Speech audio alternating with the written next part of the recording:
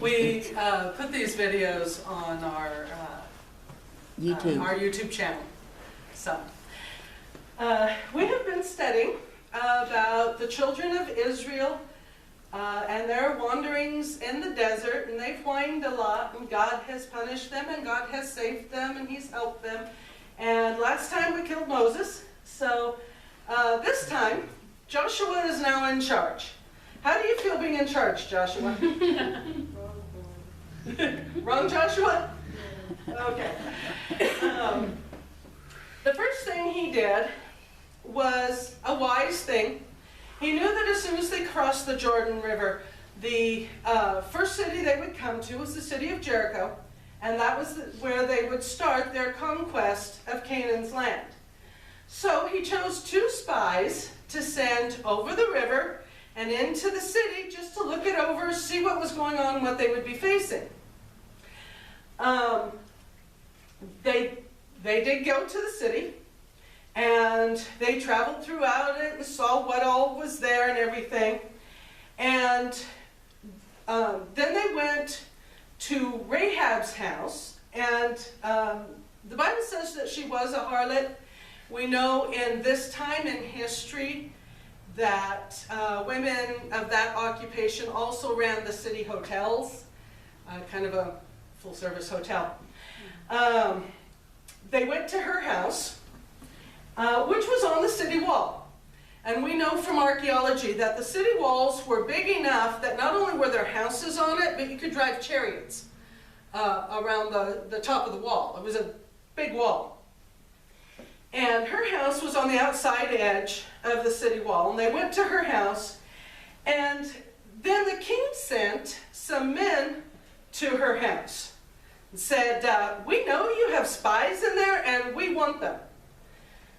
Well, she had taken the men up to her roof, and she hid them under some bundles of flax that she had on her roof.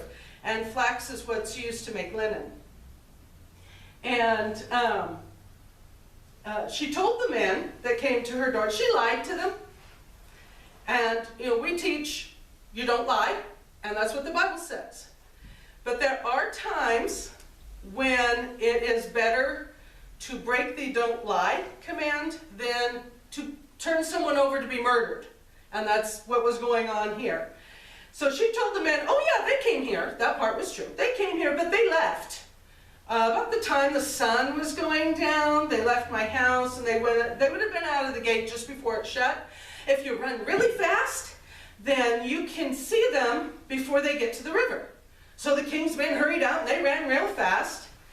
And she went up on the roof, and she said, okay, I got rid of them, and I'm going to let you down out of my window, and you don't go to the river, you go to the mountains, and you stay there for 3 days, and then they'll give up looking for you, and you can go on back to your people. And, but what I want, we know that you're going to win. Everybody in the city knows you're going to win because your God's powerful enough. He parted the Red Sea, and you guys walked across, and that was so cool. But we know you're going to beat us up. So what I want you to save my life when you conquer the city, and I want you to save my family's lives when you conquer the city.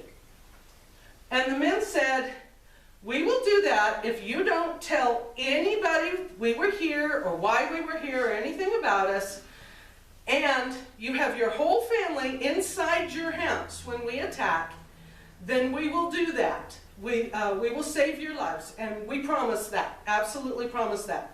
You leave this rope hanging out your window, and then everybody will know it's your house and to keep you safe. And so they went down the rope, they went out the city, they hid in the mountains for 3 days, then they went back to the children of Israel, and they told Joshua all about the city. The Bible doesn't tell us what they told him, but evidently it was the correct information, told him what he needed to know.